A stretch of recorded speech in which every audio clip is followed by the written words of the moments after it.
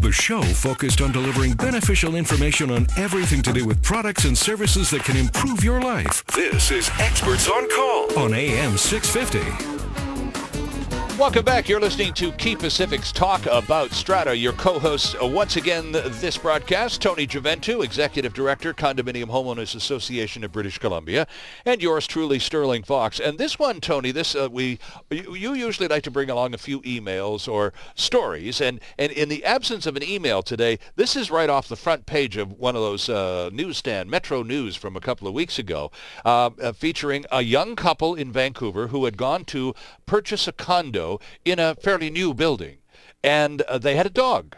And so they made an offer, which was accepted, and so they're all set to head down and sign it all up and do the deed. So they get there, and they find out that the offer has been accepted. So they find out that this particular strata has a bylaw that states dogs can only be 20 inches tall from the ground to the shoulder. So this couple pulls out the tape measure, and lo and behold, Pooch is 2 inches too tall. He's a gorgeous dog, at least it looks so in the picture on the paper anyway. So they said, here's an interesting quote, "We were told you were allowed to have 2 dogs, says this woman, but they don't tell you the fine print until you put in an offer." So they offered to get some references from people who would say this is a very calm dog. This is not a hysterical animal. Even if it's a touch oversized, it'll fit in like a glove. And they tried all of that. And according to the story, Tony, the building is new. Strata bylaws could only be changed by a unanimous mail-in vote. And of the 18 units, 2 said no to the too tall Pooch, scotching that deal. The young couple in question eventually moved off to another place which would take their dog, cost them $40,000 more to buy into that place. But there's a lot wrong with this story here, I think. And when I said that I was going to do it, you said you could drive a Mack truck through some of the reporting in that story. There's a lot of errors. There's a lot of perhaps misunderstanding, and that's usually where a lot of disputes in stratas begin from. Just, I didn't know that. Just misunderstandings, misinformation.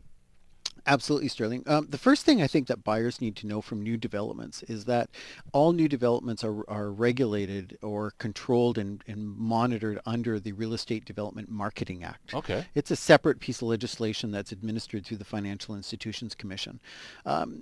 When a developer cannot set out any conditions or restrictions as a condition of giving you the details, the disclosure statement, and what they intend to give you, Section 15 of the Real Estate Development Marketing Act requires that they have to provide you with full disclosure of the disclosure statement and any conditions relating to the property before you are required to put in an offer. So these people said, anyway, they put in an offer based on being told that they could have 2 dogs. Right. And they said, well, we've only got 1. That makes it even easier. Sure, where do I sign? And they may just have been dealing with a representative of the developer in a sales office right. who may or may not have known what they were doing. And, right. and I think that's one of the problems with the industry is that representatives of developers and sales officers don't have to be licensed. So there is no minimal education requirement. There is no way of looking at any discipline against them, no enforcement. So, they're really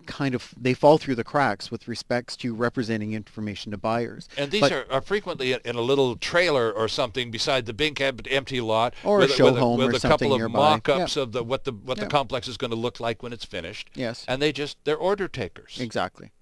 So when you go in as a new buyer, you are entitled to the information. You don't have to put in an offer or give a deposit in exchange for the information. So then this couple with the too tall Pooch was erroneously or misinformed from the get-go by the sounds of things? Probably. So then they said, okay, it's a way of kind of leveraging people to put in an offer. Oh, of course. Yeah. Say whatever you think they want to hear in order to get that signature on the dotted line. Old sales strategy. 101, I think. Yeah. Okay, now the couple says, well, look, it's so close measurement-wise. Right. We can provide all sorts of letters of reference. Can we approach the Strata Council and perhaps have a vote here to change the bylaw so we can get our little dog in. Now, our not so little dog in. Now, the story says the bylaw could only be changed by a unanimous mail-in vote. And when I ran that one past Tony, his eyebrows almost hit the ceiling. I've never heard of anything like that before, you said. Well, there's no possibility of a mail-in vote. That does not exist in our legislation. There's no such thing as an absentee ballot or a mail-in vote. You look at the definition of how votes are cast, they're calculated based on those persons who vote in person or by proxy. Okay. That's it. Right. No other provision of any other kind of vote. So if they actually did a mail-in ballot and those people who sent in ballots had not issued proxies, assigning somebody on council to represent their vote as a proxy holder with a genuine bona fide meeting, then the Strata Corporation has a little bit of a challenge. The only exception is if you have a waiver of notice of a meeting. Owners could agree to waive notice of a meeting and agree to the resolution. Right. That would be a possible contingent We don't need to solution. get together. It's fine. We all agree. We all agree. Right. But everyone has to agree Sure. if you do it in a ballot form like this.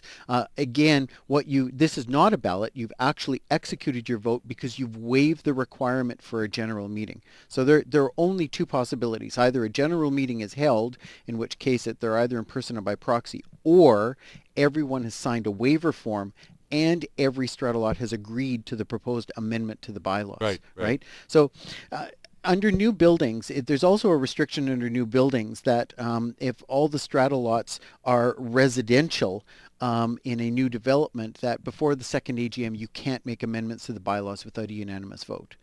So that would be a general meeting being held, or again a waiver of notice of general meeting where everybody consents. So it's a little confusing is all. Right, and in the case of this slightly oversized dog, the couple decided that they because they got this unanimous vote, Right. they didn't get the unanimous vote. Two Right. residents voted against them. End of that attempt. So now they figured they were going to hang around and try to convince the attendees at the annual general meeting to change the bylaw when you got everybody in the same room. The problem was they were going to be facing a fine of $200 per week for breaking the rule until their attempt to have it changed, and that runs up pretty quickly. Eventually, they just said more trouble than it's worth and moved into another condo, slightly more expensive condo, and just, as I say, more trouble than it's worth. Well, and the message out of this for any buyer is before you make a decision to put in an offer and before you make a decision to buy this unit, read every bylaw. Right. And Don't rely on a seller or a developer who's handed you a package that says these are the bylaws that have been filed. Make sure you get the bylaws printed from the Land Title Registry and you read every bylaw as it pertains to the strata. Could be an age restriction bylaw, could be rental restriction bylaws, pet bylaws, could be issues around parking, storage of boats and motorcycles. It could be all kinds of things that are significant for you. It could be a bylaw that prohibits barbecues, and that could be an important thing for you. You're looking at a rooftop unit, but you can't have a barbecue on it. So, I think it's critical that each buyer looks at the bylaws as they're filed in the Land Title Registry. And considering the dollar fees attached to a condo just about anywhere in British Columbia, let alone the Lower Mainland, why wouldn't you do as much homework as humanly possible before writing a check the size of what they're asking these days? I would like to think more people spend time on buying a condo than they do on buying their new car, but I'm not entirely sure that happens sometimes. Well, one terrific resource and place to start out is the website that Tony and his organization operate. It's choa.bc.ca, a terrific jumping-off spot. That's it for the show already. Well, thanks. And I guess it was by. Canada Day yesterday, too. So That's right. It was a good year because we didn't have a whole bunch of flag issues to deal with. So How nice is that? See you next time on Key Pacific's Talk About Strata.